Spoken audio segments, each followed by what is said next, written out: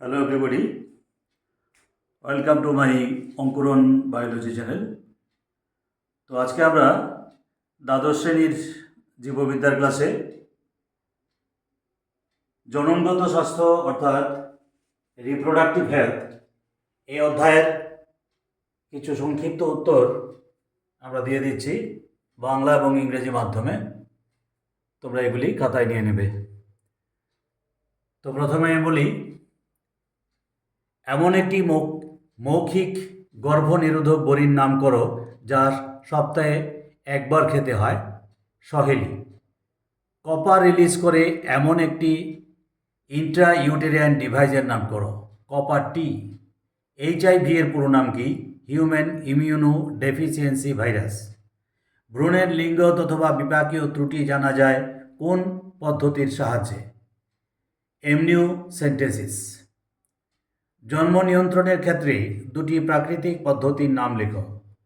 নিরাপদ সময় এবং তুলে দেওয়া পদ্ধতি। IUD কথাটির পুরো নাম কি? Intra uterine device.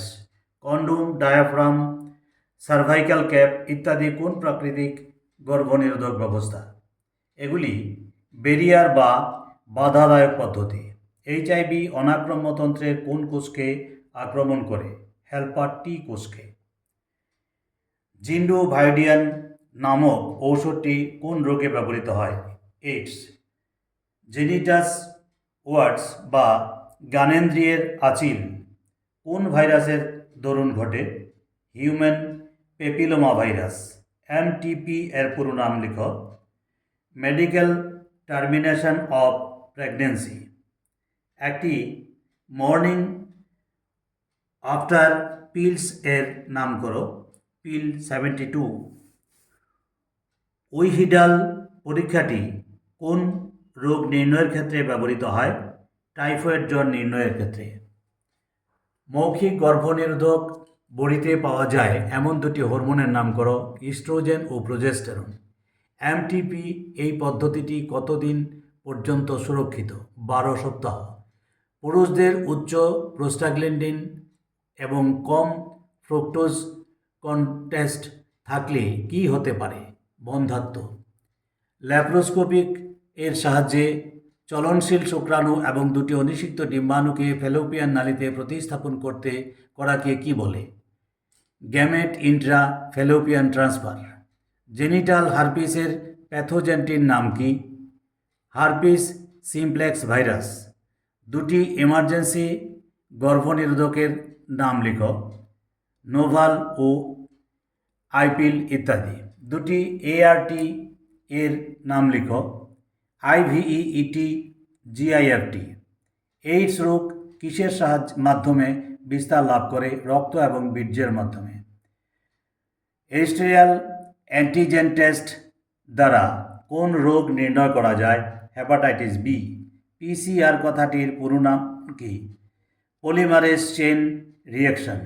গোনাড নিঃসৃত হরমোন ছাড়া এমন একটি হরমোনের নাম করো যা যৌনগত পরিণতি প্রাপ্তিকে সাহায্য করে।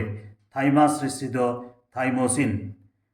টেস্ট টিউব বেবি উৎপাদন প্রক্রিয়ার সঙ্গে জড়িত একটি পদ্ধতির নাম করো। GIFT।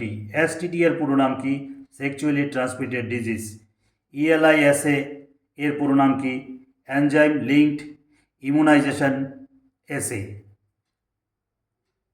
Enzyme linked immunosorbent assay. NSU এর পুরো নাম কি? National AIDS Control Organisation. ভারতে তথা এশিয়ার কোন বিজ্ঞানী চিকিৎসা বিজ্ঞানী প্রথম নলজাত শিশুর সৃষ্টি করেন? ডক্টর সুভাষ মুখোপাধ্যায়। IVF এর পুরো নাম কি? In vitro fertilisation.